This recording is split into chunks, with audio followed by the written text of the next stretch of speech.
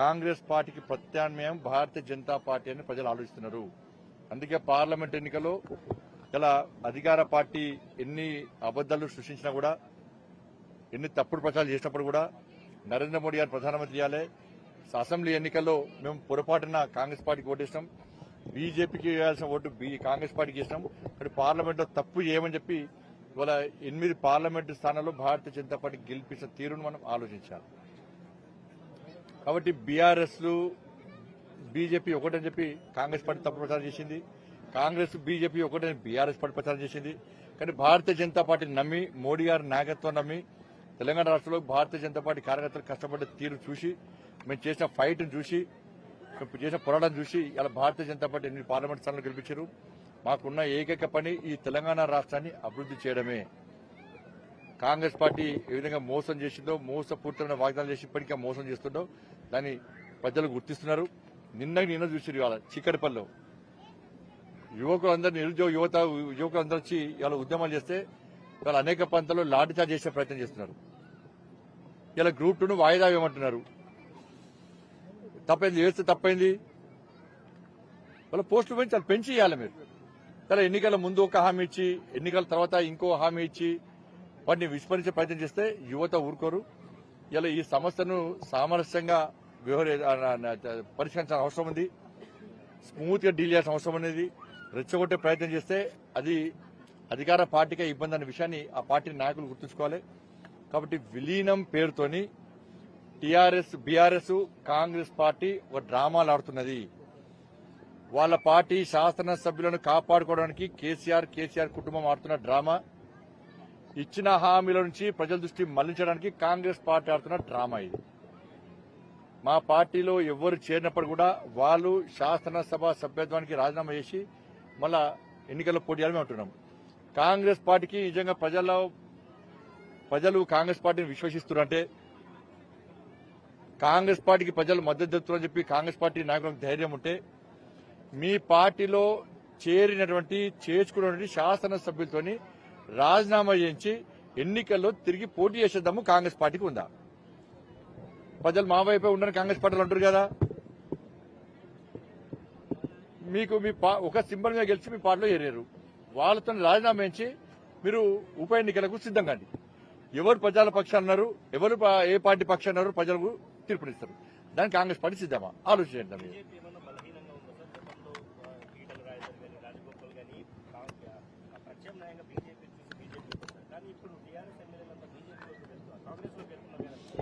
ఇప్పుడు మా పార్టీలో చేరితే కంపల్సరీ మన ఎలక్షన్ పోటీ చేయాలి.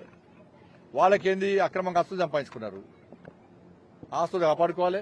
వాళ్ళకి ఇప్పుడు చేరు చాలా మంది కూడా అధికారంలో ఏ పార్టీ ఉంటే ఆ పార్టీ ఓటేవాళ్ళు.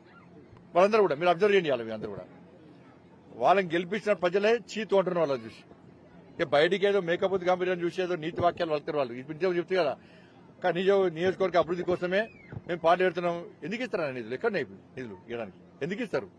వాళ్ళ పార్టీలో గెలిచిన పిచ్చోళ్ళు ఏంది, వాళ్ళు కూడా ఏంది తీసి దంపుతారు కదా. అయిపోయా అంటే అంత అమాయకులు కనబడుతున్నారు. ఇది బ్యాంకు సెటిల్మెంట్ కాదు. ఇప్పుడు యాజమాన్యాలు ఇంతకుముందే ఇక 3 వచ్చారు ఇవాళ. ఇప్పుడు ఫీజు రియంబర్స్మెంట్ విషయంలో మీరు 1 టైం సెటిల్మెంట్ అంటే యాజమాన్యాలు ఇబ్బందులు ఉన్నాయి, అప్పుల పాలయ్యారు. వాళ్ళు ఏం చేస్తారు? ఇవాళ వాళ్ళు ఏం చేస్తారు? స్టూడెంట్స్ దగ్గర, పేరెంట్స్ దగ్గర ఏం చేస్తారు? చలో మీరు కూడా 1 టైం సెటిల్మెంట్ అంటారు, అంతే కదా. వాళ్ళు నష్టపోతారు. కాబట్టి ఫీజు రియంబర్స్మెంట్ పేద విద్యార్థులకు సంబంధించిన అంశం. అది చాలా సర్టిఫికేట్ల కోసం పేద విద్యార్థులు అందరూ కూడా యాజమాన్యాల చుట్టూ తిరిగాల్సిన పరిస్థితి. యాజమాన్యాలు కూడా ఇబ్బందులు ఉన్నారు. వాళ్ళు కూడా జీతాలు ఇవ్వలేని పరిస్థితులు ఉన్నారు, కిరాలు కట్టలేని పరిస్థితులు ఉన్నారు. వాళ్ళు కూడా బిచ్చబతికైపోయింది. కానీ ఇటువంటి విషయంలో మీరు దీన్ని ఒక సీరియస్ గా తీసుకొని ఇలా ఫీజు రియంబర్స్మెంట్ సంబంధించిన నిధులను వెంటనే విడుదల చేయాల్సిన అవసరం ఉంది. అది విడుదల చేయకుంటే చాలా పేద విద్యార్థులు ఇబ్బంది పడే ప్రమాదం ఉంది. కాబట్టి మీరు 1 టైం సెటిల్మెంట్ అంటే యాజమాన్యాలు కూడా స్టూడెంట్స్ దగ్గర 1 టైం సెటిల్మెంట్ అంటారు. దీనివల్ల ఇబ్బంది పడే పరిస్థితి ఉన్నది. సారా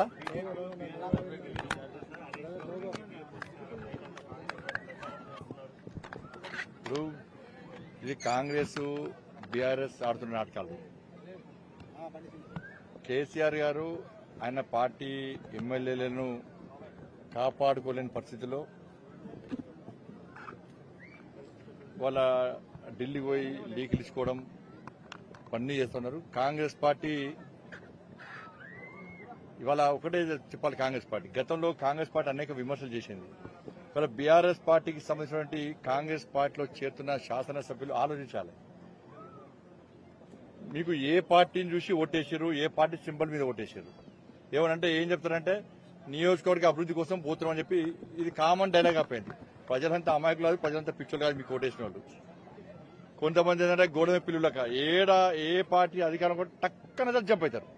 40 వాళ్ళ ఆస్తులు కాపాడుకోవడం కోసం, వాళ్ళ అక్రమంగా ఆస్తులు సంపాదించుకోవడం కోసం ఒక కామన్ డైలాగ్ చెప్పి ఇలా పోయే ప్రయత్నం చేస్తున్నారు.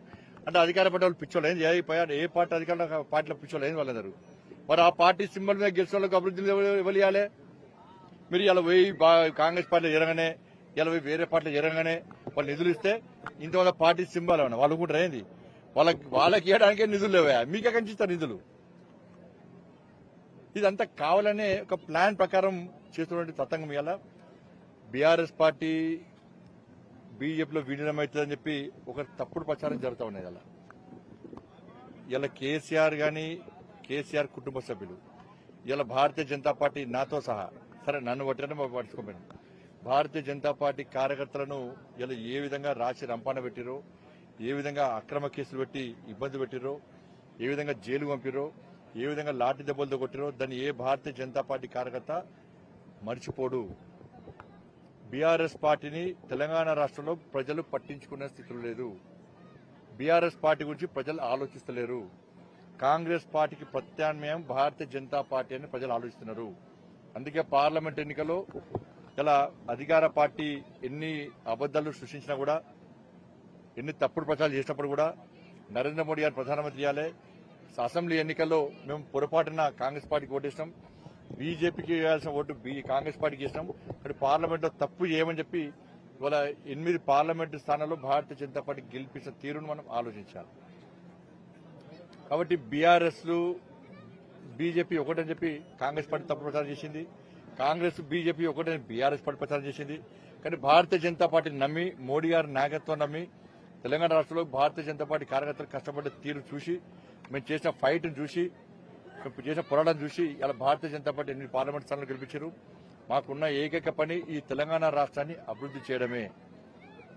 కాంగ్రెస్ పార్టీ ఏ విధంగా మోసం చేసిందో, మోసపూరితమైన వాగ్దానాలు చేసి ఇప్పటికే మోసం చేస్తుందో దాన్ని ప్రజలు గుర్తిస్తున్నారు. నిన్న చూసి ఇవాళ చీకటిపల్లిలో యువకులందరూ, నిరుద్యోగ యువకులందరూ వచ్చి ఇలా ఉద్యమాలు చేస్తే ఇవాళ అనేక ప్రాంతాల్లో లాఠీచార్జ్ చేసే ప్రయత్నం చేస్తున్నారు. ఇలా గ్రూప్ 2ను వాయిదా వేయమంటున్నారు. తప్పైంది, వేస్తే తప్పైంది. వాళ్ళ పోస్టులు పెంచి చాలా పెంచి ఇవ్వాలి మీరు. చాలా ఎన్నికల ముందు ఒక హామీ ఇచ్చి, ఎన్నికల తర్వాత ఇంకో హామీ ఇచ్చి వాటిని విస్మరించే ప్రయత్నం చేస్తే యువత ఊరుకోరు. ఇలా ఈ సమస్యను సామరస్యంగా పరిష్కరించాల్సిన అవసరం ఉంది. స్మూత్ గా డీల్ చేయాల్సిన అవసరం అనేది. రెచ్చగొట్టే ప్రయత్నం చేస్తే అది అధికార పార్టీకే ఇబ్బంది అనే విషయాన్ని ఆ పార్టీ నాయకులు గుర్తుంచుకోవాలి. కాబట్టి విలీనం పేరుతోని టీఆర్ఎస్, బీఆర్ఎస్, కాంగ్రెస్ పార్టీ ఒక డ్రామాలు ఆడుతున్నది. వాళ్ళ పార్టీ శాసనసభ్యులను కాపాడుకోవడానికి కేసీఆర్ కుటుంబం ఆడుతున్న డ్రామా, ఇచ్చిన హామీల నుంచి ప్రజల దృష్టి మళ్లించడానికి కాంగ్రెస్ పార్టీ ఆడుతున్న డ్రామా ఇది. మా పార్టీలో ఎవరు చేరినప్పుడు కూడా వాళ్ళు శాసనసభ సభ్యత్వానికి రాజీనామా చేసి మళ్ళా ఎన్నికల్లో పోటీ చేయాలని అంటున్నాం. కాంగ్రెస్ పార్టీకి నిజంగా ప్రజలు కాంగ్రెస్ పార్టీని విశ్వసిస్తున్నారంటే, కాంగ్రెస్ పార్టీకి ప్రజలు మద్దతు తెలుపుతారని చెప్పి కాంగ్రెస్ పార్టీ నాయకులకు ధైర్యం ఉంటే, మీ పార్టీలో చేర్చుకున్నటువంటి శాసనసభ్యులతోని రాజీనామా చేయించి ఎన్నికల్లో తిరిగి పోటీ చేసేద్దాము కాంగ్రెస్ పార్టీకి ఉందా? ప్రజలు మా వైపే ఉండని కాంగ్రెస్ పార్టీలు అంటారు కదా. మీకు ఒక సింబల్ మీద గెలిచి మీ పార్టీలో చేరారు, వాళ్ళతో రాజీనామా చేయించి మీరు ఉప ఎన్నికలకు సిద్ధం కాండి. ఎవరు ప్రజల పక్షాలు అన్నారు, ఎవరు ఏ పార్టీ పక్షాలు అన్నారు, ప్రజలకు తీర్పునిస్తారు. దానికి కాంగ్రెస్ పార్టీ సిద్ధమా? ఆలోచించండి. మీరు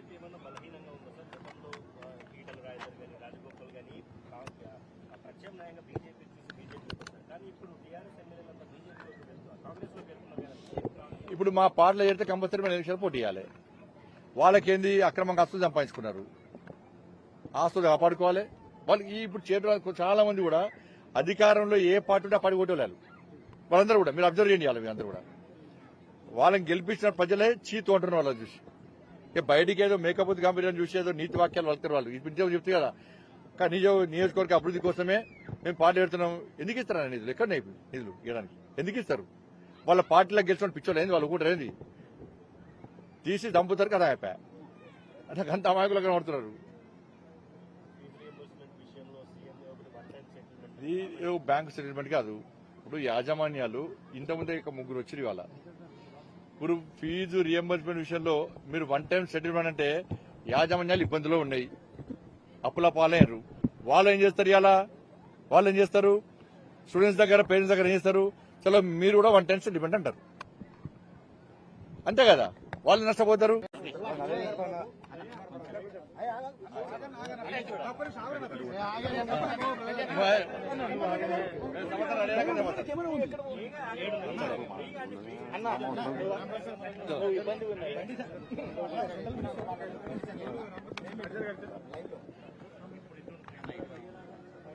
మొత్తం చూస్తా, ఇట్లా చూస్తా. చలో సినిమా అయితే చెప్పే సాడా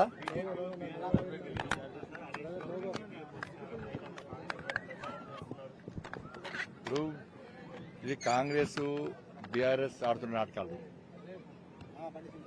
కేసీఆర్ గారు ఆయన పార్టీ ఎమ్మెల్యేలను కాపాడుకోలేని పరిస్థితిలో